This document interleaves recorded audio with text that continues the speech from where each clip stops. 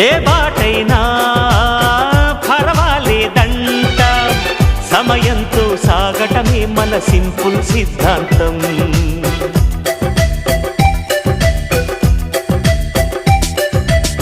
చిరుగాలికి పరిమళమిచ్చే సిరిమల్లెల వనమై ఉందాం, గగనాన్ని నేలను కలిపే హరివిల్లుల బంతెన అవుదాం.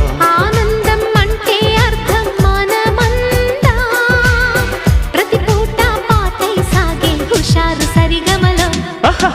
ఎన్నో ఎన్నో రాగాలుండే సంగీతం కాదా, చల్లకి నవ్వుల కేరింత.